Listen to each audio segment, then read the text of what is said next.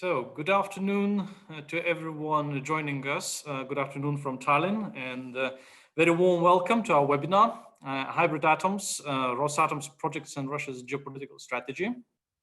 I am Tomas Ermolavičius, Head of Studies at the ICDS and Research Fellow here. And I'm very grateful to everyone joining this webinar today. I understand that everyone is fatigued from Zoom. Probably attends 3, 4, 5 webinars like this each day. So I really appreciate that you join us. But with the pandemic raging on, I think it's the only safe medium to discuss important topics. And topic is important. When it comes to interplay between geopolitics, national security, and technology, the world's attention is understandably, for good reasons, is focused on China, 5G, Huawei. And when we talk about energy, of course, we talk more about Gazprom and other hydrocarbon energy companies. But what seems to fly under the radar screen a little bit, partly because of a general perception that this industry is in decline, and partly because its geopolitical ramifications take time to shape up, is the nuclear energy and Russia's state-owned nuclear energy corporation, Rosatom. Rosatom has been active globally, in Europe, in European Union as well, but nowhere it has caused such waves as in our region, due to the construction and recent launch of Astravyets Nuclear Power Plant in Belarus, a mere 55 kilometers from Vilnius, the capital of Lithuania. And in addition to representing a major safety concern that prompted Lithuania to take some really drastic measures, this launch also comes at a very interesting, even sensitive time for energy sector of the Baltic states, particularly in the context of accelerating project of synchronization with continental power grids, and also our increasing dependence and anticipated projected electricity deficits in the region, and our dependence on the electricity imports. So this project, the Astravyets project, which is conducted by Rosatom, has already caused some political disagreements in the Baltic states between them, and in the case of Lithuania, within the country and its government. And in factor in all this, now what is happening in Belarus, all the political turbulence and Russia's comprehensive meddling in the crisis, this becomes a rather hot topic for discussion. There is no meltdown yet, figuratively or literally speaking, but it will be too late to ponder more fundamental questions if and when it happens. This is highly relevant to ask and discuss the questions. How do Rosatom's ostensibly economic business activities fit into the Kremlin's broader strategy, its toolbox? What does the Astravyets Nuclear Power Plant project and maybe other cases tell us about the potency of this kind of instrument? And are the Baltic states doing enough to insulate themselves, their electricity markets, their infrastructure, their strategic projects, political cooperation even, from the potentially disruptive impact of Astravyets Nuclear Power Plant project? We have an excellent lineup of speakers from Finland up in the north to Belarus down in the south for all 3 Baltic states. They come from academia, think tanks, government, also corporate sector. So we have a really good mix. But before I introduce them and give floor, let it be mentioned that this event is organized in cooperation with and with the support of the Lithuanian Embassy in Tallinn. So I would like to first invite Ambassador Giedrius Apuokas to say a few welcoming words. Ambassador. Good afternoon for all. Although we cannot have this long planned meeting in person, it is a good feeling to be able to address you at the beginning of a webinar dedicated to the topic, which for Lithuania is at the very top of agenda, both for domestic policies and foreign policy. Energy security and safety have been very sensitive issues in Lithuania for the last 3 or even one can say 4 decades. Chernobyl, our experience with operating and then shutting down our own nuclear power plant in Visaginas, energy blockades imposed by Soviet Union and Russia in the early 90s, sudden irreparability of Druzhba oil pipeline in in attempt to strangle oil refinery in Mažeikiai, skyrocketing natural gas prices before liquid gas terminal independence have been installed, are the reasons for such sensitivity. Now we are facing new problem, controversial Astravyets Nuclear Power Plant in Belarus, just few kilometers from our border. Issue also closely relates to broader problems. Switching of the synchronization of electric grids from east to west, establishing new connections with continental Europe, trading rules, and others. Issues are complex, multi-layered, technical, economical, and undeniably geopolitical. Obviously, there is no way to develop effective approaches and policies within one state, which would adequately address such challenges. Regional and broader international cooperation is necessity. Complexity of this multi-layer problem results in different views on effectivity of approaches, even between closest allies, friends. These differences can be only addressed by talking to each other, frankly, honestly, with involvement of expert communities. That is why we appreciate so much cooperation with ICDS in organizing this discussion. I'm sure that discussion will be lively, interesting, and useful. Thank you. Thank you very much, Ambassador, for this introduction. Now turning to our panelists, let me introduce them one by one. In Finland, we have Dr. Hanna Smith, who is Head of Strategic Analysis and Responses at European Center of Excellence for Countering Hybrid Threats. She's an expert on hybrid threats, Russia and Eurasia, and great power identity, with research interests in security, international relations and institutions, as well as regional and Nordic cooperation. And she also taught courses in the universities of Helsinki and Eastern Finland, and currently is also a visiting professor at the College of Europe in Bruges, and also had the pleasure to contribute to a chapter on the Baltic states' strategic culture, to a recent book that Hanna co-edited with our colleague there. Now we have also then Yuri Tsarik, who is head of Russia and post-Soviet studies and co-founder of a Center for Strategic and Foreign Policy Studies in Minsk. Previously, he was Think Visegrad Fellow at the Institute of Foreign Affairs and Trade in Hungary, was also involved with East-West Institute in the US, was a Chevening Scholar in the UK, and also worked for the government in Belarus. And also worth mentioning that he was also a contributing author to the recent ICDS report on Geopolitics of Power Grids back in 2018. Then we have a pleasure of having on this panel also Yaroslav Neverovich, who is a chief advisor to the president of Lithuania, leading the environment and infrastructure group of advisors at the office of the president. And prior to that, he was a career diplomat and also briefly a deputy minister of foreign affairs, worked for Citibank in Warsaw, and served as the chairman of the board of Litpol Link enterprise that was in charge of building the electricity interconnector between Lithuania and Poland. And in 2012-14, he was also the Minister of Energy of Lithuania.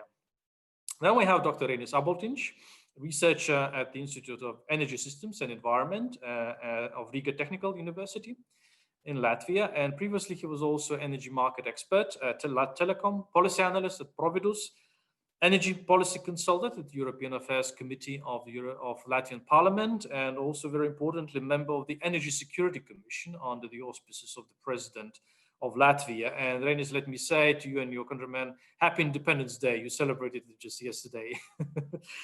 And last but not least, we have Taavi Esquimagu, who is Chief Executive Officer of Elering, Estonian Gas and Electricity Transmission System Operator. Taavi was a two-term member of the Estonian Parliament, which also included a stint as a Deputy Speaker of the Parliament. He also served as a Minister of Finance of Estonia. And having left politics, he also served on many supervisory boards of private and state-owned companies. And closer to my heart as a defense researcher, he also was a founder and the chairman of the board of the Estonian Defense Industry Association. And Elering also is a very valued research partner of ICDS. So welcome all. Very good to see that everyone managed to join and overcome all these technical small glitches. But before turning to the speakers, a few guidelines on the order of procedure. Every speaker will have 7 to 10 minutes to share their insights, their thoughts, their perspectives. Then we will have a discussion and Q&A. Members of the audience can ask their questions in the Q&A function, not chat, Q&A function. Probably we will not be able to answer all of those questions, but we will select the more exciting and stimulating ones. And if you can, please direct your questions to a particular speaker so we can press that person into a corner and get really good answers. So without any further ado, I would like now to turn to Hanna and start with you. Hanna, you've been studying how corporate sector becomes a vector of hybrid threats from some anti-cyber regimes, and also your center co-authored recently with 3 other centers of excellence, NATO centers of excellence in the region, in Tallinn, in Riga, and in Vilnius, a report to study Rosatom's projects, and that was a couple of years ago. So what are the key findings of your research, and how would you frame Rosatom in the context of hybrid threat analysis? And I'll start also the PowerPoint in a second. Thank you very much, Thomas. Thank you for ICDS and Lithuania to inviting me for this one. Hybrid COE is very happy to cooperate with ICDS. We have done that before and hopefully are going to do that in the future also. Thank you very much for the introduction. Yes, indeed, I am here now to present basically on the research report's findings when it comes to how nuclear energy is in fact part of hybrid threats.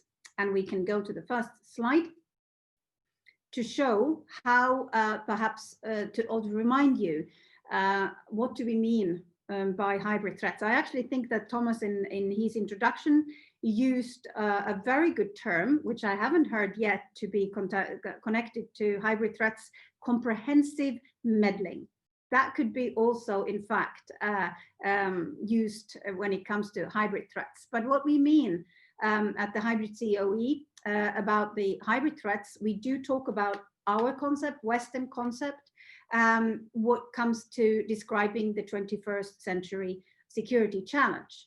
It is comprehensive, it is coordinated, synchronized, and particularly targeted to vulnerabilities, systemic vulnerabilities of democratic states and systems. Yes, you can ask me about that, but I have a very good answer also. Why do we look at it that way?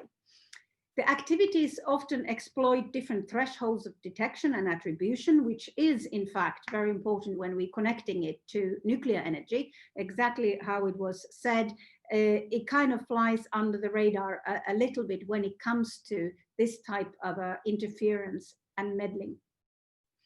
It uses different types of interfaces. One could be kind of example, the border between war and peace, but it internal, external, yet again, touches upon how we perhaps approach this problem relating to nuclear energy and hybrid threats. So what is external, what is internal, etc.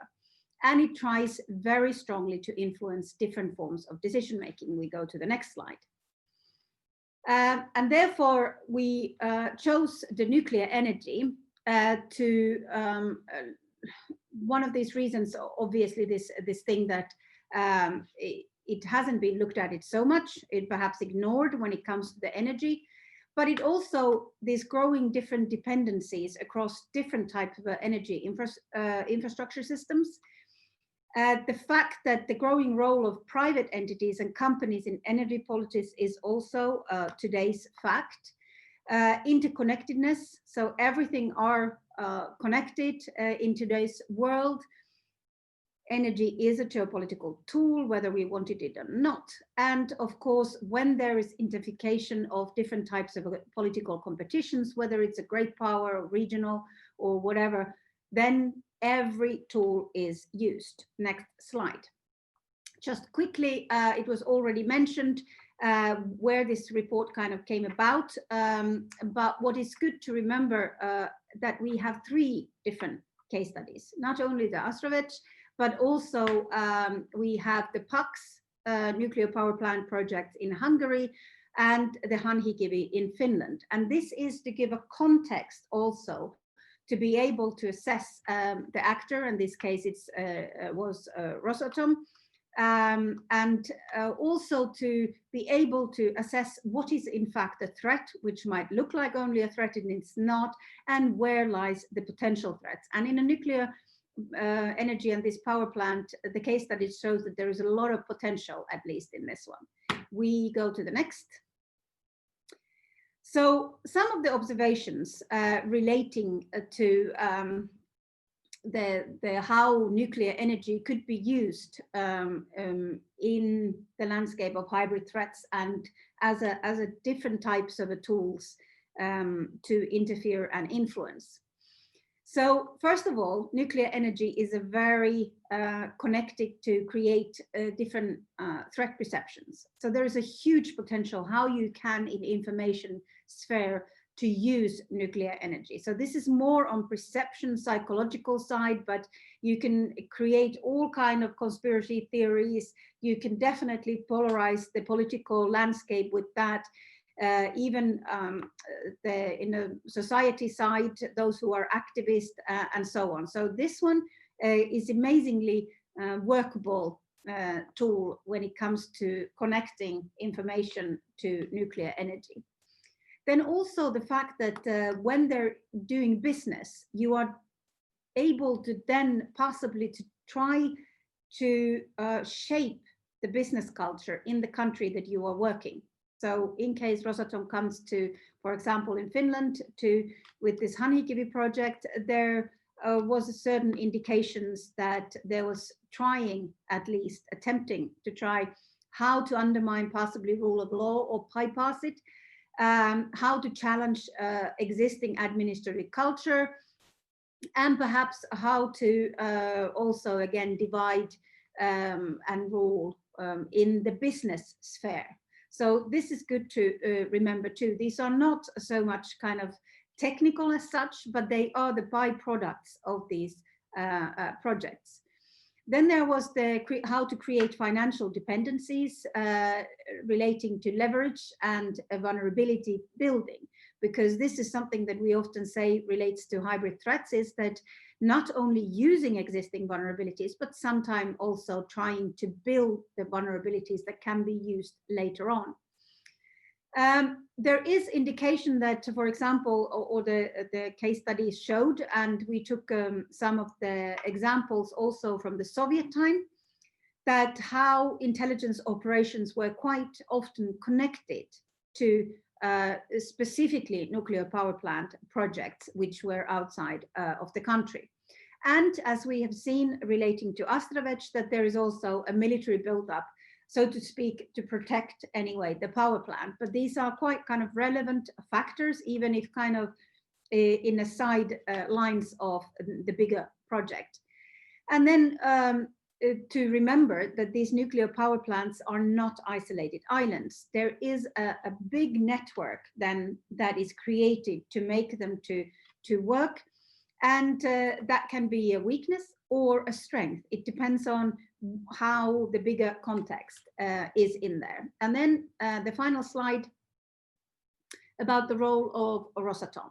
So all in case studies, Rosatom was a partner, and it showed very much that it is a refined approach that Rosatom has, in the way that it was a tailor-made approach. Each country had something which was not the same. Obviously, certain issues were the same, and also the consideration and the challenges were very much towards the specificities in each country. So this is also a very important factor to remember when it comes to these type of actors like Rosatom. Then we found in during the process when we did it, and I don't think it's, even if it came out in second half of 2019, so that this is old thing at all. I think it's still very valid, the whole report. But the debate of how to do business with the companies that are connected to authoritarian regimes, are they independent actors, in fact? And here I would like to point out that the authoritarian strategic culture is more kind of like state supervised system, which always then includes business, and especially if it has been put into the category of strategic industries. And Rosatom is nuclear is one of those strategic industries in Russia, and therefore Rosatom cannot be looked at it in a different way. It is a part of Russian foreign policy toolkit. And also the fact that one needs to remember that authoritarian state system always co-opts whoever works inside of it and is dependent on that system.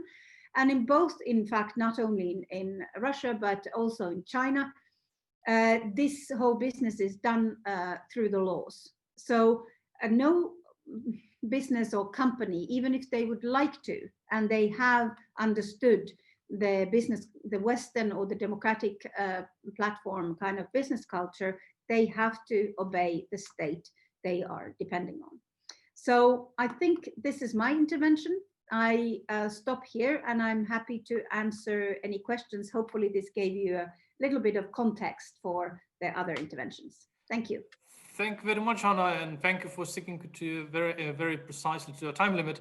I have a very quick follow-up question. You are in Finland, and Rosatom is involved. It has a project in Finland. It has a financial stake in the project. It conducts the construction work and so on. So it's there. Of course, maybe when it comes to Finland, we should not be that much worried about the impact, I don't know, on the administrative culture of Finland and so on. But what are your concerns when it comes to Rosatom's involvement in Finland? Are there any? Well, the case study showed that there are many, but it is in the way that I think mostly it is questioned in this case, the potential. So how it could be used or what it gains, meaning it, the actor behind it, Rosatom equals Russian state. So what kind of information it could get during the process and during the project, what type of vulnerabilities it could create, and in case it, like it was kind of tried several times, it didn't work, but there was attempts to bypass, for example, rather strict Finnish laws, to kind of say that, okay, if we promise that we fulfill it, can you just pass it before we fulfill certain criteria, for example.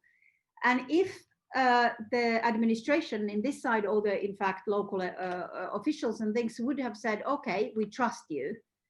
And then, for example, they would have never fulfilled it. And then that could be a case study later on, point out, you didn't require this in that case.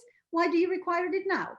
And then kind of little by little getting more and more influence. So one could say that this is easy to counter if you understand what is going on. But if you are sloppy, too nice, you don't necessarily consider all the things, then little by little someone can kind of take over and start changing your own kind of set of ways of working. And that's the potential threat. That's very interesting. Thank you very much, Hanna. But without any further ado, maybe let's jump to the very south of our geography in this webinar, to Belarus. So you can get a feeling that Baltic states are being surrounded now by Rosatom. From both sides, north and south. And we have Yuri Tsarik there. And Yuri, now you are, so to speak, in the thick of it. Yeah. The Astravyets launch in the midst of political upheaval in Belarus, with Russia's meddling, with confrontation of Belarus or the regime with some of its neighbors, at least the rhetorical confrontation. And let me first ask you, as a keen observer, an analyst of Russia's strategy, and also its energy sector, do you see Rosatom as a geopolitical weapon of the Kremlin in more general terms, and why? And what is your reading of the context and the situation surrounding Astravyets itself? Thank you, Thomas, and thank you, ICDS and Lithuania, for organizing the event and inviting to participate. Well, certainly, Rosatom to me is a foreign policy and geopolitical actor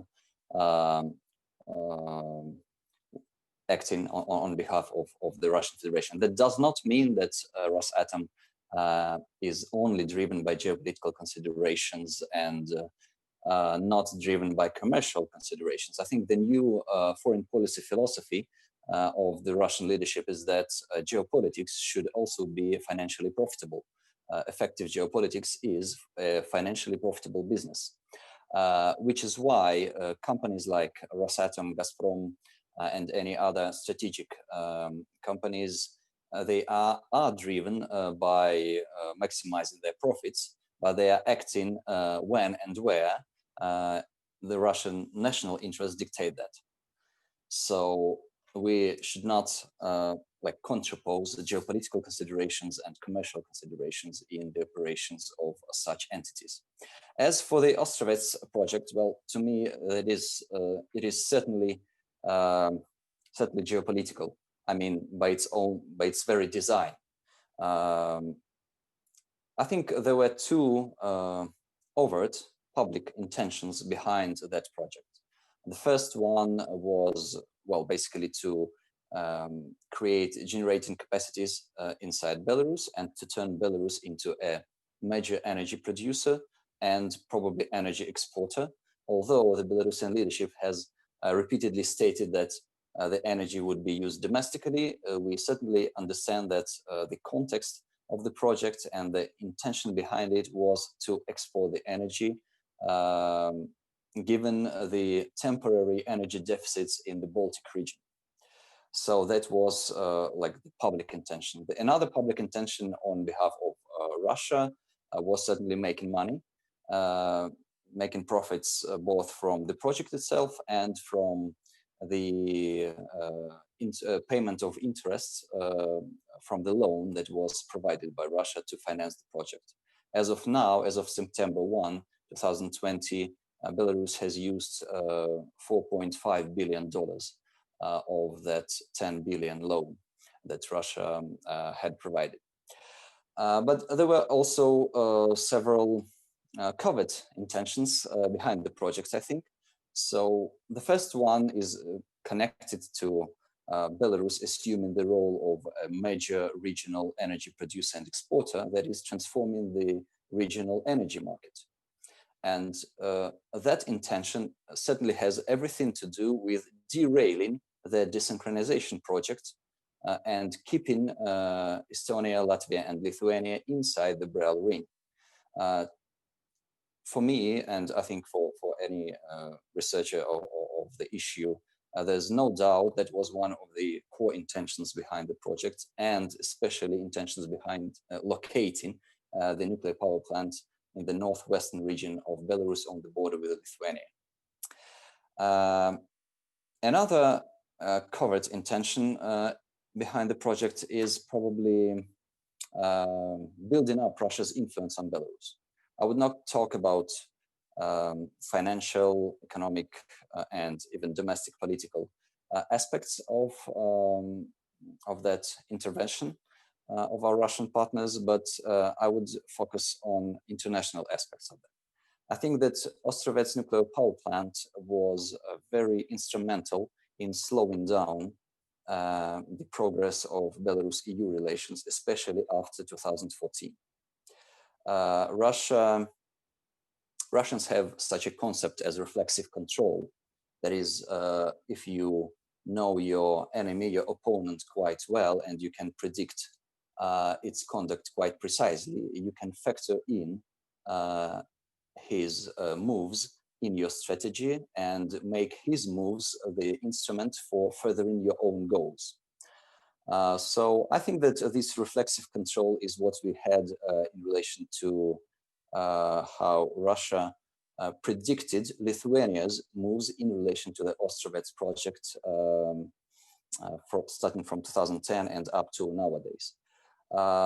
Lithuania certainly has been instrumental, not intentionally, but instrumental by pursuing its own national interests. It was instrumental in slowing down the pace of Belarus-EU rapprochement, and especially in slowing down negotiations on, well, several major documents like visa facilitation and admission agreements, like EU-Belarus partnership priorities document and the comprehensive partnership and cooperation agreement. Besides, I think that Lithuania's strong opposition and predictable opposition to the project played its role and could play its role in the future in bringing Russia back into the deal as an intermediary for helping Belarus to sell Belarus-produced energy in the international markets and especially in the Baltic markets. And certainly I'm talking about the possible Russia-Latvia energy trade, which could be used as a tool for smuggling, so to say, Belarus-produced energy from the Astravyets Nuclear Power Plant, exactly what Lithuania is trying to avoid and trying to prevent. Finally, I think another set of consequences of the Astravyets Nuclear Power Plant project had been quite predictable from the very beginning, and I think had been the intended effect of that project. That is the divides, the old divides and the new divides that emerged inside the European Union in relation to that project. That is the divide between Lithuania and Latvia and Estonia in the Baltic region. And that is, I think, even more and strategically even more important, the divide between the donor countries in the European Union and the Baltic states that cannot bring together their common position on the issue, who are the recipients, the net recipients of EU funds. I think this lack of unity inside among the Baltic states and growing wariness, I think maybe not public, but still growing wariness of this little messy situation in Berlin and in Brussels, certainly creates prerequisites for some shady covered deals and negotiations between Russia and Berlin and Russia and Brussels directly. Well, and finally, talking about the interaction of different domains of hybrid threats, we should also bear in mind that the way Astravyets Nuclear Power Plant project looked back in the good old times when Belarus has been a fully sovereign independent state striving to normalize and to develop its relations with the European Union is very much different from how it looks nowadays when Belarus is a country in crisis, a crisis which was to a great extent induced by Russia. So that's the intervention from another domain of the hybrid threats. And it certainly is very much different from what it could become if, for example, Belarus loses its independence or elements of its sovereignty to Russia as a result of what's going on right now and so on and so forth. But I'll stop here to discuss that later. Thank you.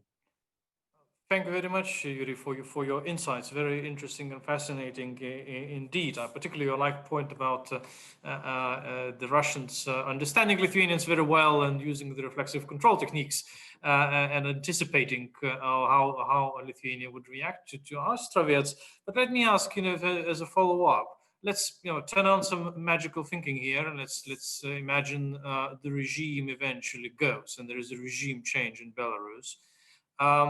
To use the words of certain outgoing president, will the Astravyets problem will also magically disappear, will just go away, or what's going to happen? What are the scenarios when it comes to this particular project here? That's a good question. I think there are two aspects of it which are of crucial importance. The first one is that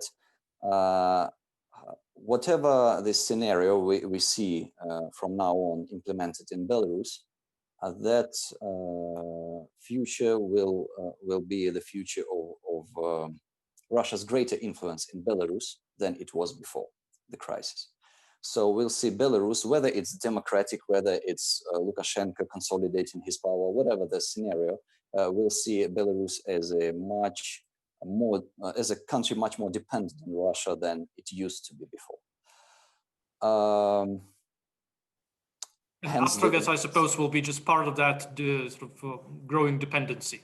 Well, certainly, but if we see a democratic Belarus, which became more dependent on Russia, which is an interesting perspective, I think Lithuania will experience much more pressure with regard to helping the democratic Belarus helping it develop, and that is why stopping the blockage of the energy inputs from Astravyets Nuclear Power Plant. So the import of energy from Astravyets Nuclear Power Plant could be seen as a means of international aid to a more democratic government in Belarus, which would still be pro-Russian. So I think that well, this perspective is much more tricky than one could suppose at face value.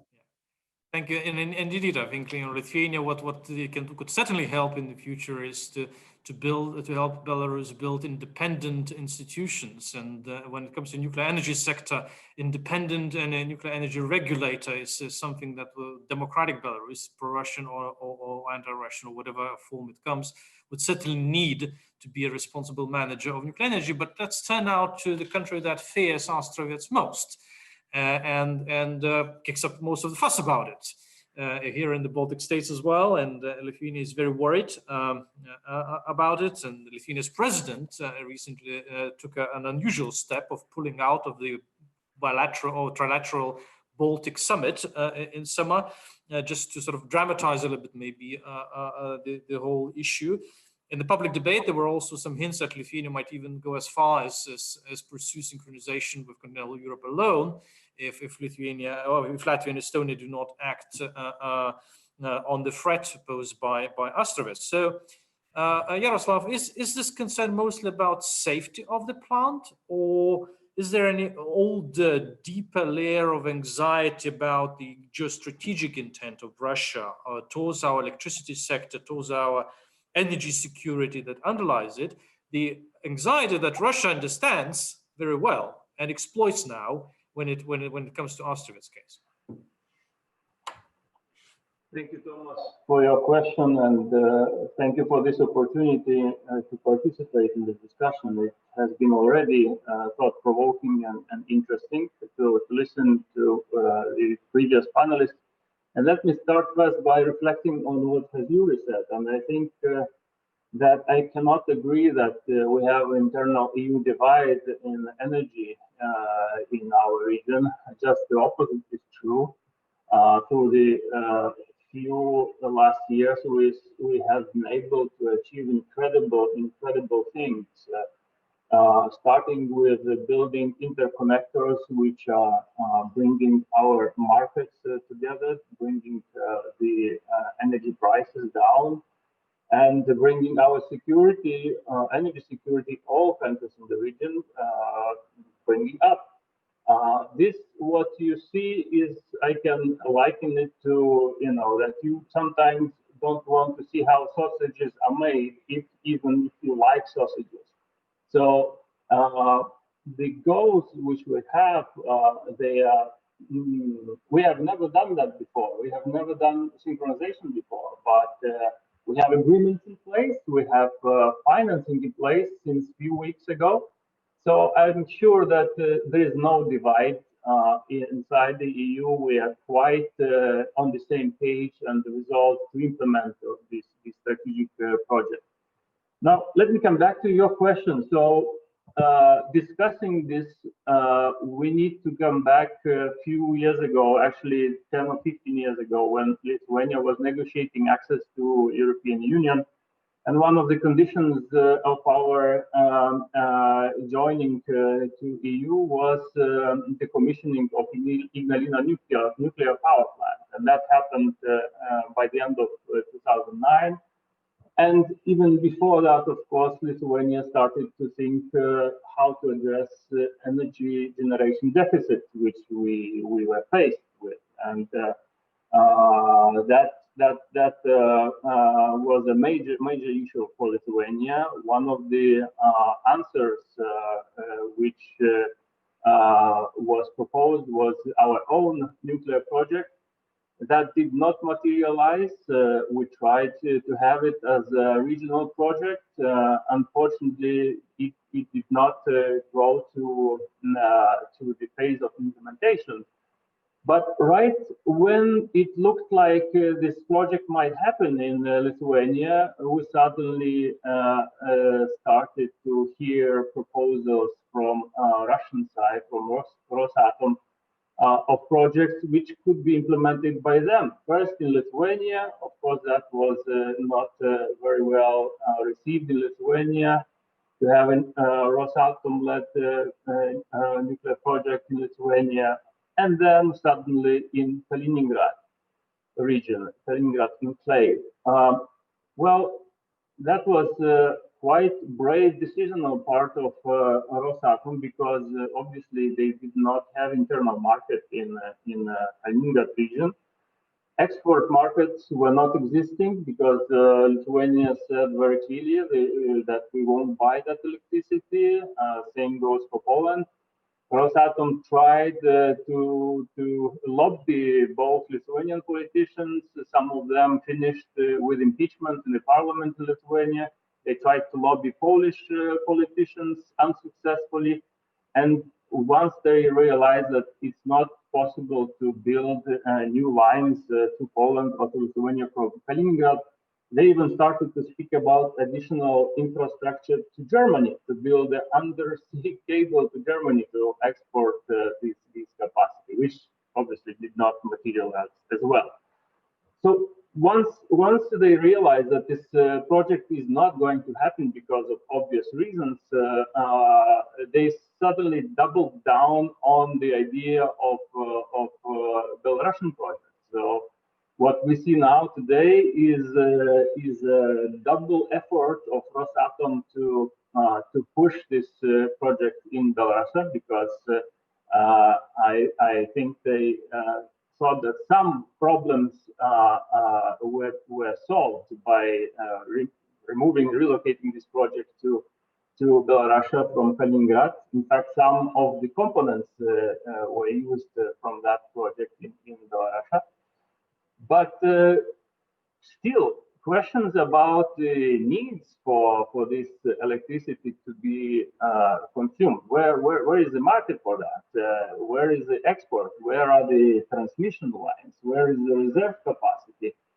Questions unanswered as the project went forward. So that's so to say, professional energy engineer guy who should answer this question before starting this project. And not to mention, he mentioned the development challenges. You know, we have a major problem with the project where location of the site was selected by one person in that country, you know who, without a comprehensive seismic assessment. So we worry that this is probably the worst possible site for such project. Nuclear power plant design, technical design, it appears, has deficiencies related to lots of safety functions. Severe accident management system has deficiencies. This is a list, part of the list where European regulators have made their recommendations what should be corrected in this project, and Belarus, Rosatom chooses simply to ignore this. And this is quite in sync with that what Anna was presenting, that this is becoming a hybrid threat to Lithuania, to Vilnius, our capital, which from Vilnius, this project, we have 40 kilometers. So these hybrid threats were even confirmed by international conventions. For example, ESPO convention stated that Belarus did not develop this project according to international requirements. And one thing which is very telling in the context of ongoing protests, public opinion did not participate in evaluating this project. People who tried to raise questions about the Astravyets, they landed in jail. They were persecuted. For sure, this is not a project which would have a strong public support. And let me finish just on the reflection, with the reflection of what to do. So obviously we cannot influence what happens inside Belarus. This is for Belarusians to decide on their democratic system, on Lukashenko, and frankly the Astravyets project itself. But what we can do and what we will do is the synchronization process, which needs to be speed up. And President Nausėda has raised this idea with during his meetings with Latvian president and Estonian president. And we had a positive response that this should be considered. And in fact, last week, Lithuanian government proposed a scenario that in 2023, isolated generation regime for operation regime for Lithuania, and hopefully for all 3 Baltic states might be introduced. And this will be the time when technologically synchronization could be started. So instead of 2025, to speed it up to 2023. So that would be an answer to this hybrid threat on our side. So thank you very much. I'm looking forward to your questions. Thank you very much, Yaroslav. Indeed, this is, your last point ties in with the general pattern that when Russia overplays its hand, it actually it helps us to consolidate ourselves, mobilize ourselves, and move fast in the direction that we want to move. But let me ask this question. You know, indeed, I feel that it might have been a little bit wise to consult Latvian and Estonian friends before enacting this very strict legislation against Astravyets, or directed against Astravyets, because now it seems like Lithuania is trying to do the extraterritorial application of its law by coercing Latvian partners to do things that probably they were not so inclined to do to start with. Well, how did the diplomacy around this Lithuanian position really work out? Well, let me start by invoking national security as an area which we are protecting here. So I hope you understand that this is a major threat which people in Lithuania see, and we will do everything in Lithuanian power to stop this threat. So, could the outgoing government have done more to discuss and to include in the discussions our partners? Yes, I think so. But was it easy to include our partners in this discussion? Unfortunately not. Unfortunately not, because I think this topic was not fully appreciated by our partners as a very important one for Lithuania. And therefore, since the offer to discuss this was not taken, Lithuania has to make the decisions based on our national law, national security clause. And I'm really happy that this is now changing, and looking forward for new Lithuanian government to take up this discussion and debate form. And since we have all things agreed, including non-trade of Belarusian electricity, we have financing in place. So we just have to implement this project.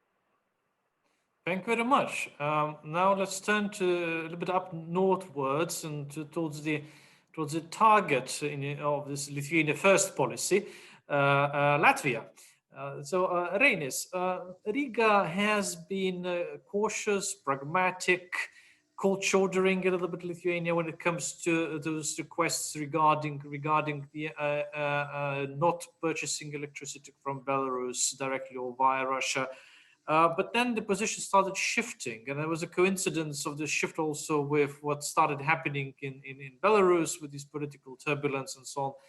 Could you give us a little bit sense and explain what was behind Riga's position and its evolution lately, and where we stand now? All right. Well, I want to thank all the previous panelists on casting some perspective from their point of view on this very, well, on one hand, complex issue. On the other hand, I think it's not that complex at all. But let me also share one screen, which might help explain certain things here. I hope that you can see my screen. Just a second. Okay.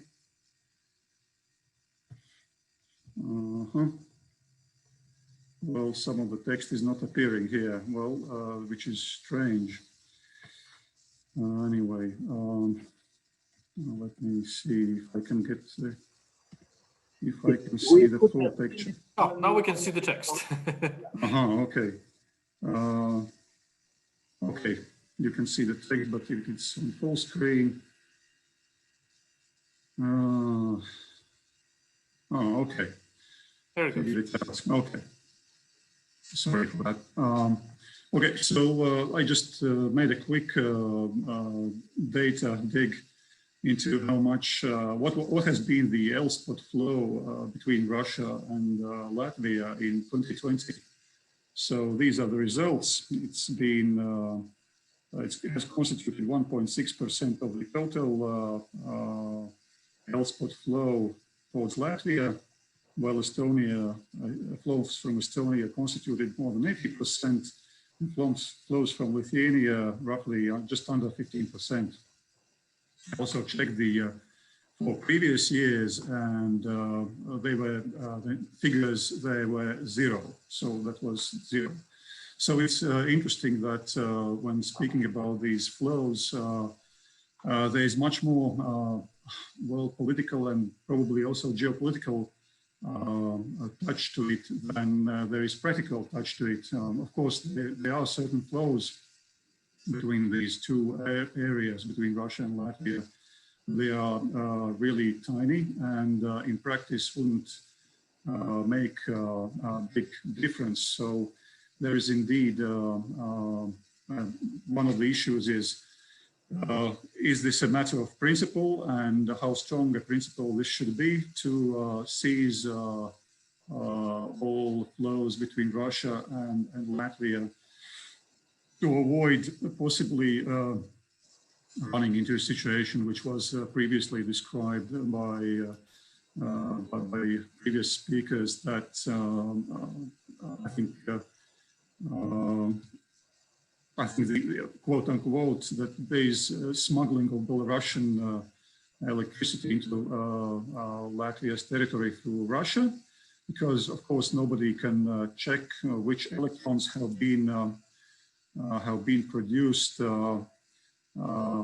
in Belarus, which ones have been produced in Russian Federation, even though the Latvian TSO recently and the government adopted regulations which basically require the Latvian TSO to demand a certificate of origin from the Russian colleagues, which would confirm that, which would, well, on paper at least guarantee that the electricity that is coming or flowing into the Latvian area has indeed been produced in the Russian Federation. So in practice, of course, those who have been dealing with energy infrastructure might correctly note that in practice, this would mean a very thorough work and calculation of all the production data and data about electricity flows between different areas, including between Russia and Belarus, and to be able to check that indeed all the electrons flowing into Latvia have been produced in Russia and there is nothing coming from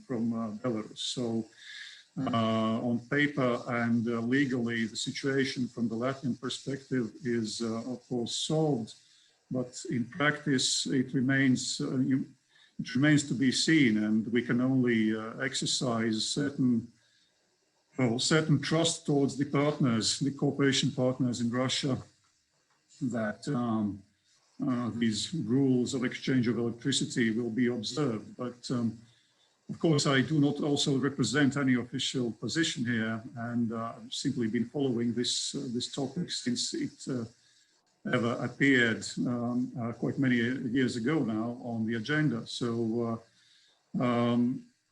there is, I should probably say that there has been certain unwillingness or certain caution to engage in activities and formulations between Latvia, Russia, and Belarus, which might cause repercussions of one or another sort for Latvia's economy, for Latvia's trade relations, and it's quite easy to guess why official Latvia has been rather hesitant to introduce any sort of hard measures vis-a-vis Belarus and vis-a-vis Russian Federation as well, indirectly.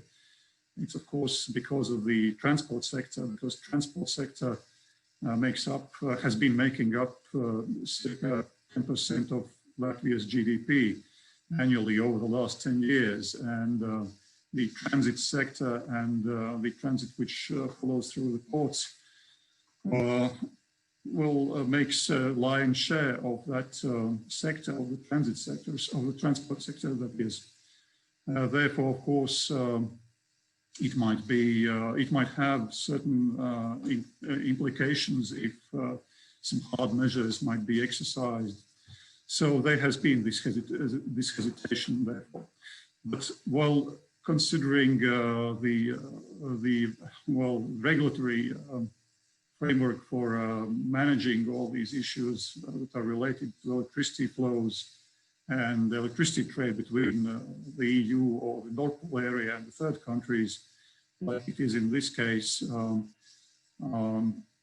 well, the presumption, I assume that the presumption of the government was that the solution of certificate of origin might be the one. This might constitute the compromise between all three Baltic states in terms of how do you really manage a situation where we do not want electricity produced in Belarus to appear anywhere on the trading lists in the Baltic states or anywhere in the Nord Pool area, while at the same time not excluding a possibility to trade electricity with the Russian Federation. So probably this was the only solution which made certain sense. And well, what has been developing since this announcement, it's another story probably, or it's a continuation of the same story, but I have heard different signals from the Lithuanian sources that Lithuania's regulator is not very happy about the solution and how this might impact future cooperation. It remains to be seen. I unfortunately wasn't able to check some of my questions with the head of our TSO, Mr. Box, but probably TSOs, I believe and I rely that the Baltic TSOs, electricity TSOs, are professional organizations and they are able to coordinate the measures, and they work perfectly well, and things that will encoil these professional issues, let's call them political issues, or political aspects of all of this. Of course, that's a parallel story which needs a diplomatic solution probably. But well, let me stop here, and I'll be happy to interact with the questions and answers. Thank you very much. Yeah. Thank you very much, Rein. It's indeed interesting. You see how how in what multiple directions the issue branches out in different economic sectors, diplomacy, political trust, and it seems that we are again looking at a situation where Latvian government trying to balance between pragmatism and engagement with Russia and Belarus, at the same time accommodating the interests of ally Lithuania, but that situation also gives some, as Yuri pointed out, also resets Russia back in, because we'll have to trust some of the Russian actors, what they say about the origin of the electricity. So that's going to be an interesting conundrum to resolve, and that's why I think it's a good bridge into our last panelist, Taavi. Taavi, you are representing here an organization that it's day in, day out is dealing with these issues, and was together with the Latvian and Lithuanian counterparts, it was trying to develop solutions that would be workable, would be implementable. But our Lithuanian regulator has thrown that solution out. Could you explain to us now? Basically, it's a complex issue. We have markets, discussion about markets, trade flows, physical flows, grid stabilities, and so on. And now you throw in all these geopolitical and diplomatic and security considerations. It becomes extremely complex. So, from your perspective, where are we? Is it synchronization actually at risk even, or is it actually such a good solution that we must really expedite the project? And as Yaroslav said, 2023. Maybe start isolated operation, and then 2025 synchronized with continental Europe. Over to you, Taavi. Hi, good afternoon, and thank you for having me also here in this panel. First, of course, maybe from the Estonian side, this discussion is very much, if you talk about trade with the third countries, this is very much technical debate, or the energy market debate, not so much a political debate. That it's very much different as it is in Lithuania. That in our case, this is not at all in the political one. That basically, it's very much in our office in Elering that what we should and can do. But maybe I also create a bit of wider context. Of course, I can jump into those technical details, because exactly basically we are daily basis, and this is our responsibility, and at least here in Estonia, set trade rules on third countries' border. But maybe this is too easy to move directly on that way. But first, I'd like to still remember that this last decade or last 10 years, this is a tremendous success of the Baltic energy cooperation. That I think, and this is always good to remember, that we have done so many great things together. Basically, from electricity market opening up to gas market, infrastructure, very many pieces of the infrastructure, up to the final decision concerning the synchronization. That this is some kind of very, very good positive heritage last 10 years or so, what we have done together. And of course, the PEMI plan has been this very much facilitator of that success. That I think this is the only such political document EU-wide which is basically 100% implemented. That we really done this as agreed in 2009 between European Commission and Baltic Sea Prime Ministers. This is the really great thing, and it should create a lot of mutual trust. And if you know that the economics of trust, that if there are a lot of trust, basically all goes fast, and transaction costs are very, very low. But now turning to the point that where we are right now, and I'm very sad to say that we still, I hope, and I really hope that we have still common understanding that 2025,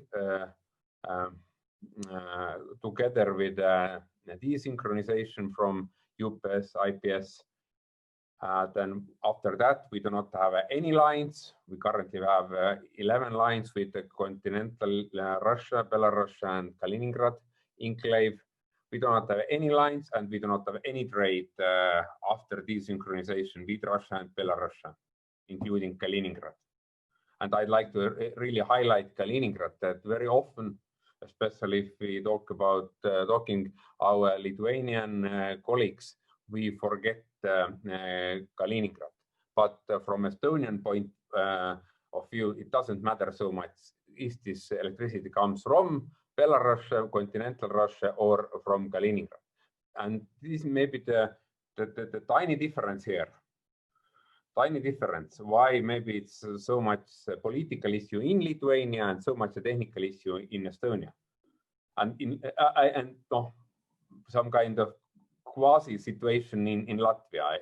I guess that not so highly political, but still a political issue. But and why this is important? That if I say no lines, no trade. 2020, end of 2025, and I see that this kind of strategic mutual understanding still in place, but the way path to go up to 2025, there are differences. And if you talk about current situation, then what we are looking for, I think I have been here in Elering more than 11 years already. And I think I said it quite first that, okay, let's stop trade with Russia at all. Zero capacity, zero net transmission capacity for the third countries trade, let's stop it. That time wasn't the willingness to do that. And the same position we have right now. But the way how to go is different. And I coming back to my point that we are looking it's very much from the trading perspective, that the level playing field, stop CO2 leakage, stop unfair competition from third countries, to really eliminate unfair competition from third countries, basically allow to our own producers, our own traders to make those investments into the generation what we needed for the future. But I think as Jaroslav also explained it, very much different situation in Lithuania. But I should remember same time that Sosnovyy Bor, Leningradskaya nuclear power plant, something I guess 80 kilometers from Narva. That if you talk about nuclear power plant, it doesn't matter is it 40 or 80 kilometers from your border. That we have lived it. Leningradskaya built something 1970, I guess. That this is very much situation what we know. But this is important.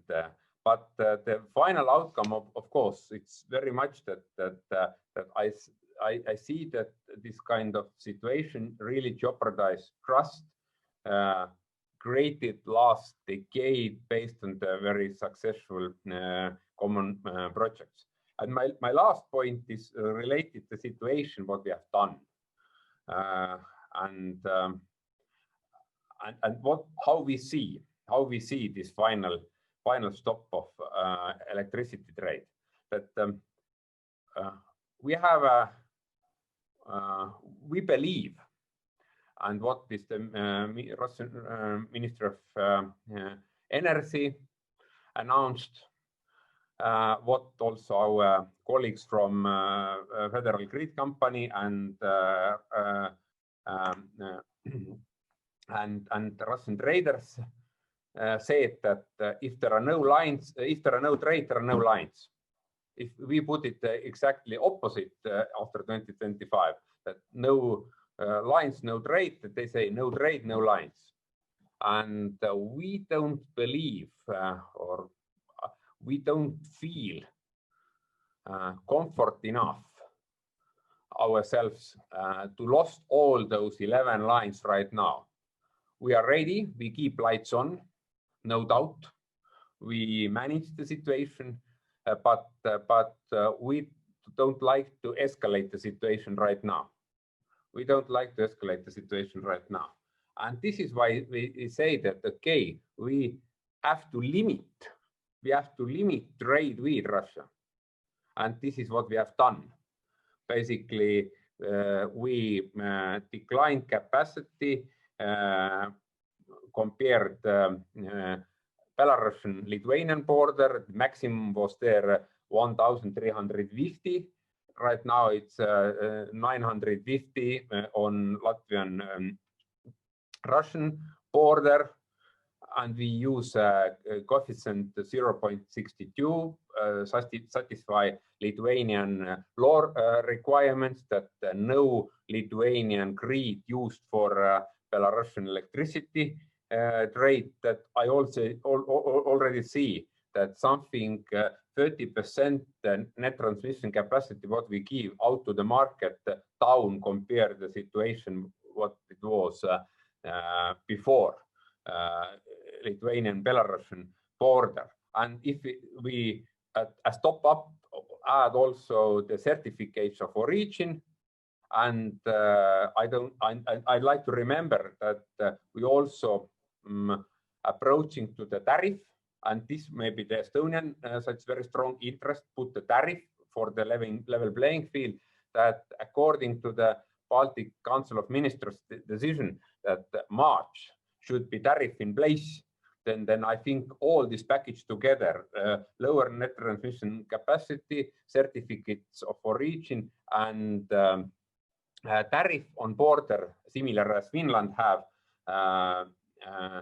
with Russia, that I think all this really decline trading capacities and bring us closer to the point when we can finally phasing out of electricity trade with Russia after desynchronization. Thank you.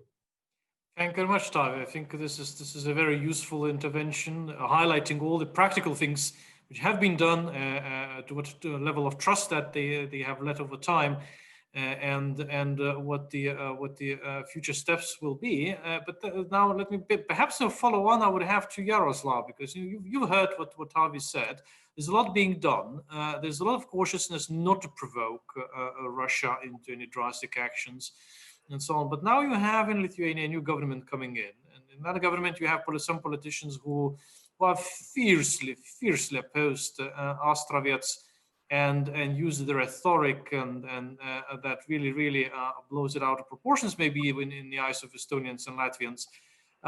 Is there any way that Lithuanian political debate could be tempered down a little bit and invest, a bit more trust into what the practical people like Taavi and so on are doing to shield the Baltic states from Russia's influence, and Belarus and Astravyets and so on? What is your perspective on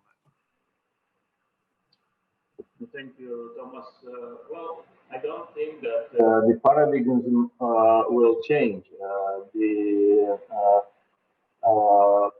non-allowing of trade of the Russian electricity will be the main topic, because it has been escalated by the opposition at that time, the party which is coming to government. They are getting Minister of Energy and Minister of Foreign Affairs, so they will have to come up with some sort of a plan and proposals. But certainly synchronization is another priority which cannot be put at risk in any way.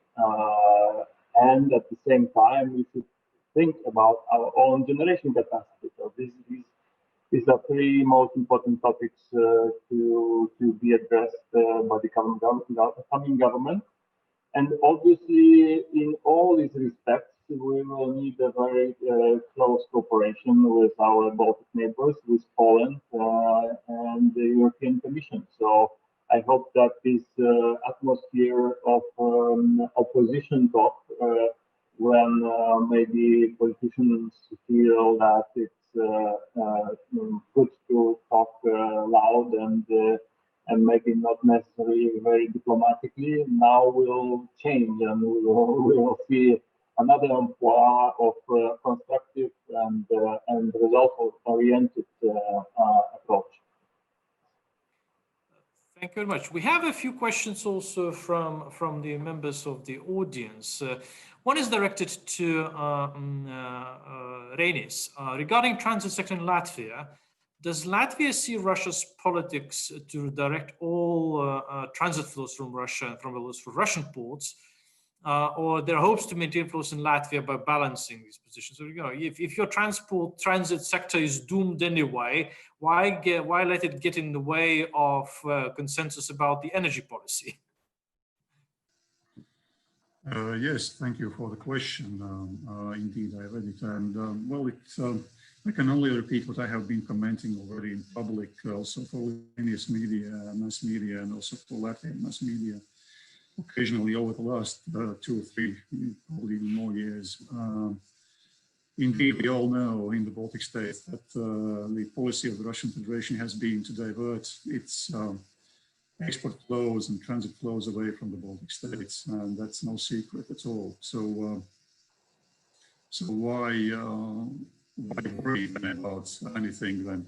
Well, probably there's still private business going on. It's not a state-managed business. The relations are, well, at least on the Latvian side of the border, are organized and managed by private companies which are not affiliated with the government. So I think the worry is that since this sector of companies, entrepreneurs working in this sector have invested quite significant effort to continue working with the partners in Belarus and also in Russia to ensure that at least part of the transit flows might continue, and as they are actually continuing right now, but not the same volume, but they used to be 10, 15 years ago, of course.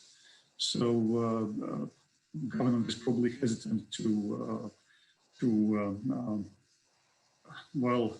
make steps which would completely derail these efforts by private companies. I'm not sure, of course, whether there is how strong is the lobby vis-a-vis the government from the side of the transit sector, but lobbying is a normal thing, and obviously it is going on.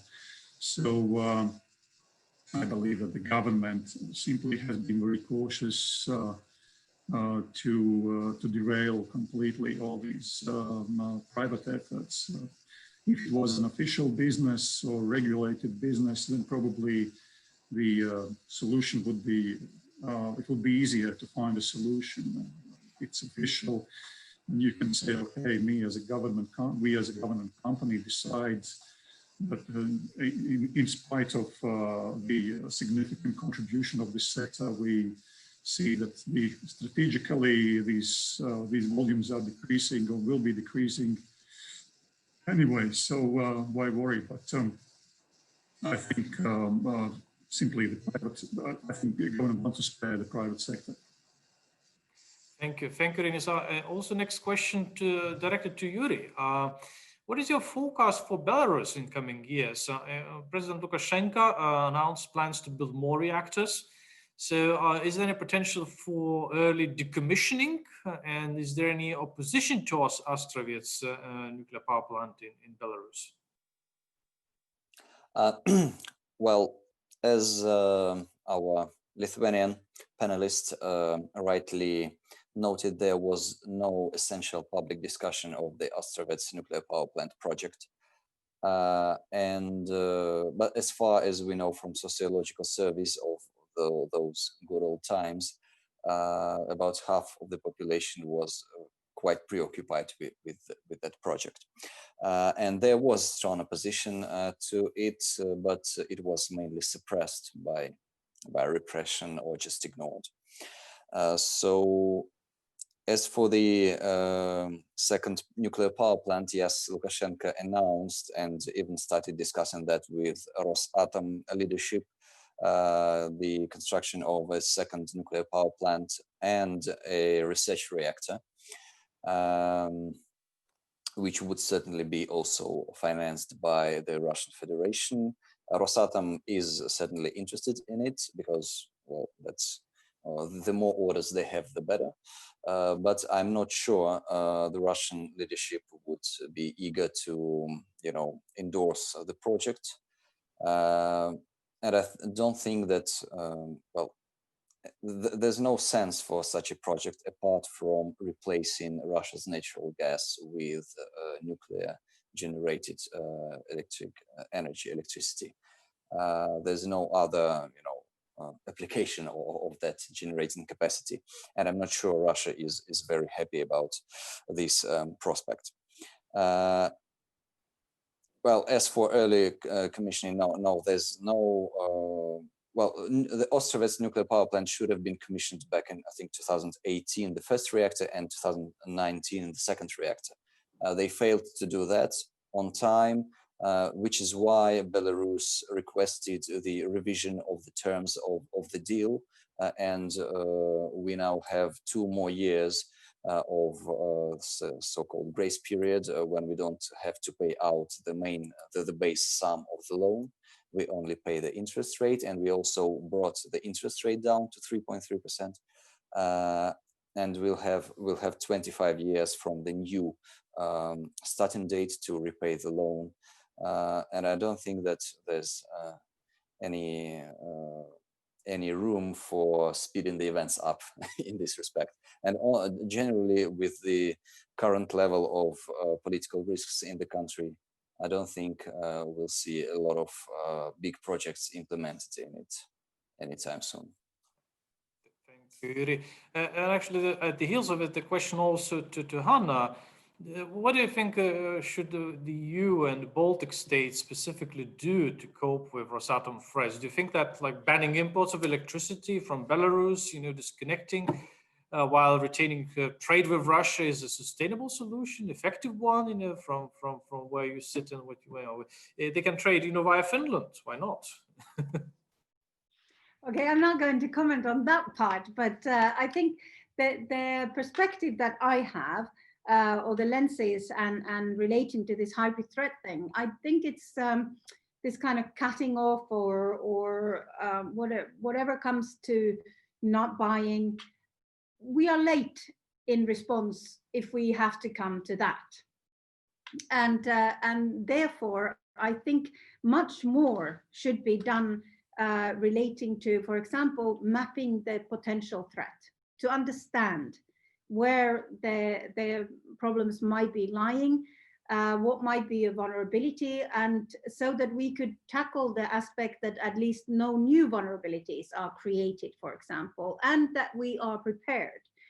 There is also the fact that it's not only Rosatom. It's I think we need to look at all the companies that are attached to authoritarian states. So there should be, in that way, that any bigger company that comes from Russia and is part of, for example, Russia's strategic industries, because at least in that one we can be 100% sure that it equals the state, that there is a reciprocity in the way that whatever they get inside of the EU would get also inside of Russia. And if that would be already, before the game even starts, made clear through a set of rules. Or in this case, it could be also Chinese companies. But the thing that what Chinese companies can get inside of the EU and EU countries, those can get inside of China. That one could think that that's a relatively fair play, so to speak, and also the extra attention to existing rules. So whenever there is, in the way that not to kind of be too flexible, so to speak, but to make sure that any company attached to an authoritarian state, whether it is a Rosatom or something else, will follow the rules of the country they are setting their business in. So I think this is much more effective. At least it should be in the long term. It is the interest of the countries in question and interest of the EU to start paying much more attention like this. I think ultimately it's an escalatory action if we suddenly say, no, we are not going to buy any more electricity. It also shows that our hand would be very weak. There is nothing else we can do and so on. So when it comes to countering the hybrid threats or the comprehensive meddling, I still love that concept. I will steal that, I think, is the fact that we need to be early. If we need to start doing, in fact, very offensive action, then it also highlights that we might have our weaknesses. Thank you. I think, in this regard, there's very interesting, probably a way to think about it, also about solutions which are create opportunities. And there's one question or suggestion coming out from Estonian side, from one audience member who asks, would Latvia and Lithuania be more comfortable with security of supply from Estonian small nuclear power plant developed with the US and Swedish-Finnish partners? So basically, it's like in the 5G debate, instead of Huawei, how about Ericsson and Nokia? So in this debate, how about Estonian small nuclear reactor? Do you have any thoughts on the future of nuclear energy in the region and security of supply? Post-Visagina's debacle, now we have another maybe era dawning. Yaroslav, do you think that we should pursue some projects, small nuclear module and nuclear reactors in the Baltic states as a solution to some of those issues that we're discussing? Reinis also maybe? Well, Thomas, I think that we should be very clear that we are not speaking up against nuclear technologies in Lithuania. Lithuania itself is a nuclear country. We as you know, had our own nuclear project. We are still in participating in different organizations which work with the nuclear projects, and we will remain. So in that sense, we are technology neutral. What we protest in the strongest possible way is lack of considerations for nuclear safety and security and standards and transparency and consultations with the society and your neighbors. So in this sense that it will only be for the benefit of future energy mixes that we investigate different possible technologies, including those which you mentioned. I understand it's quite early in life of those technologies. They are existing in a limited scope only. They are not licensed. It would be very hard for me to imagine that small countries like ourselves would be placed to introduce those technologies because of the cost of the licensing. But maybe I'm wrong. Maybe just the opposite is true. Since a small country has a small bureaucratic apparatus, maybe it will be easier to introduce something like that. So.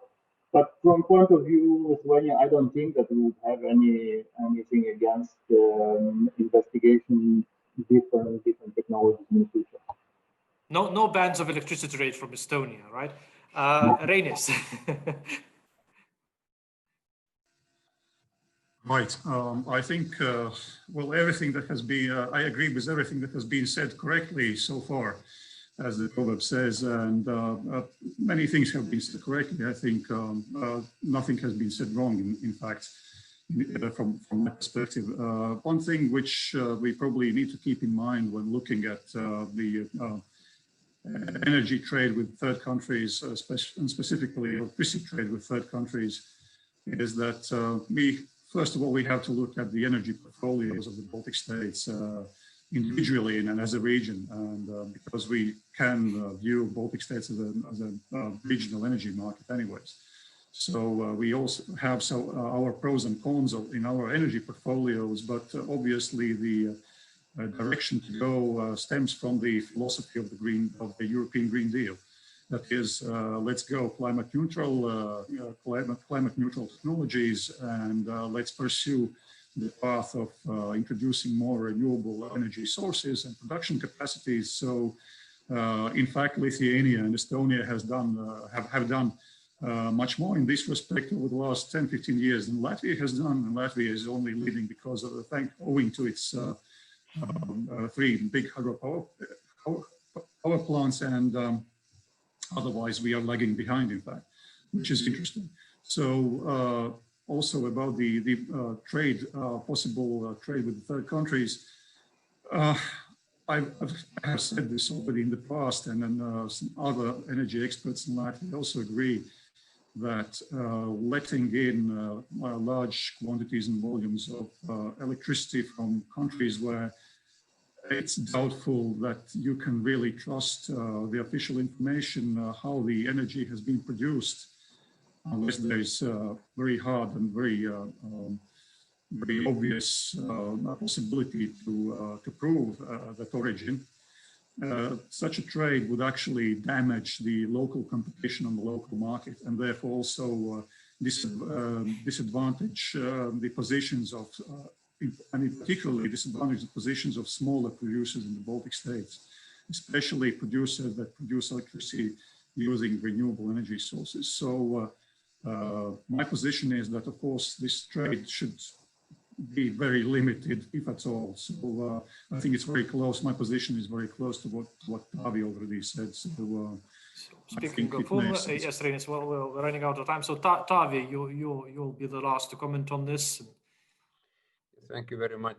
I just have to leave to another meeting. That if there are no any questions to me, that I'm sorry, I have to leave to another meeting. Maybe just a very final comment from my side. That I know, Thomas, you are taking the final comments from all panelists as well, but maybe very short comment before I leave. That at least for me, it's really important to keep the strategic view that after 2025, we do not have alliance, we do not have a trade with the third countries. I think this is strategic. All this, how to really go those 4 years up to that moment, I think this is more such a tactical and based on the risk assessment, that if we should align more these risk assessments.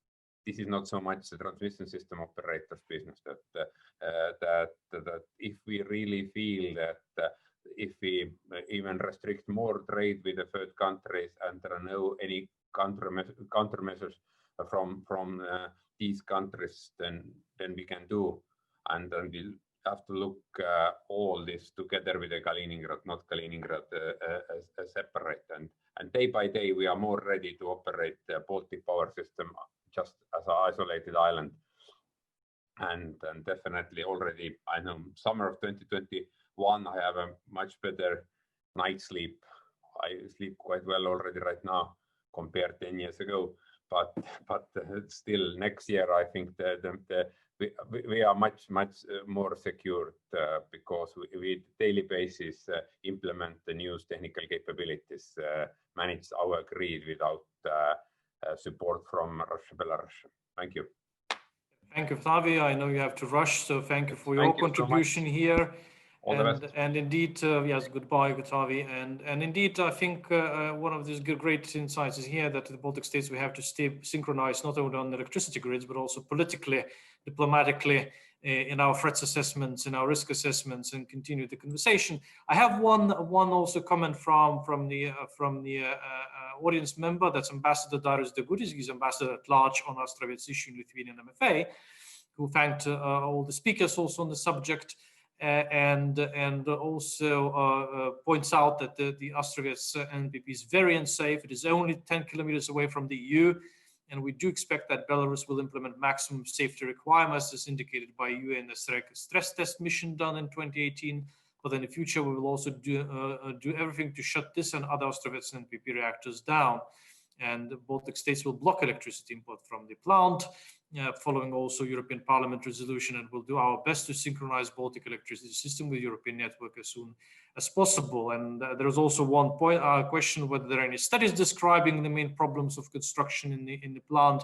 I'm sure if Mr. Michal Mares contacted me, we will be able to provide you quite a lot of material or connect you with the people who know and have that material, especially among our Lithuanian friends. We are out of time. I will give just literally 30 seconds to each panelist to wrap up their thoughts, and we'll probably start in the reverse order. First, Reinis.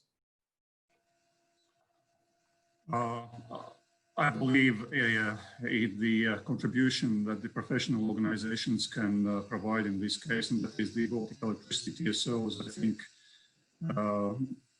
we and also politicians should rely on the professional approach here to solve this issue. And politics, of course, politics will always be there, but when it comes to electricity and energy issues, it's up to the professionals to offer this solution. I strongly believe in a professional approach here. Thank you. Very wise words. Yaroslav. Yes, thank you. I think that I will just support what Tavi said at the end of his presentation. Trade after desynchronization is absolutely out of the question. We should implement the political decisions which have been made. The date for synchronization is 2025, but we should be discussing very, very strongly how to speed this up. The technical possibilities are there. And just a final remark, Lithuania is going to have a new government still this year, and we are looking forward for continuing all these, addressing these all questions in a constructive manner. So thank you very much for this discussion. Thank you, Yaroslav. Yuri, over to you. Well, I think I would like to say that the desynchronization project is a really big thing. It's a great example of how democracies and democratic institutions are capable of implementing a huge infrastructure project on a huge territory, in fact. And I hope that it succeeds. And I also hope that while it succeeds and Belarus will be facing the issue of using the energy generated by Astravyets Nuclear Power Plant domestically, it will push Belarus towards greater independence from Russia, towards higher efficiency, and towards managing this nuclear power plant in a much more safer and reliable manner. Thank you, Yuri. Hanna, you're the last. Thank you very much. I think, you know, to remind everybody that all the stories have more than one angle. That's always good. And then to say that when looking at it through the hybrid threats, that mechanism and the use of that activity relating to hybrid threats is designed to be a cost-effective way to try to confuse our own decision-making so that we would make decisions that are harmful for ourselves. If we keep this in mind, we are able to do smarter decisions and therefore perhaps manage to cooperate in a better way, and also make sure that the malign interference does not make a security threat for us. So I think that would be my final words. Thank you very much indeed. Couldn't have put myself any better than that. You know, basically, all my concluding remarks now boil down basically to this. And I think we must stay alert, we must stay vigilant, maintain our solidarity and cooperation across the region. Also keep long-term, very broad cross-domain, one would say, perspective when discussing nuclear energy and Rosatom's influence. So many thanks to our speakers for their thoughts and insights, to the Lithuanian Embassy for the support and cooperation in this, and of course to our audience for engagement and patience, and apologies for being 9 minutes over the time. So once again, thank you very much, and until next time, and goodbye now.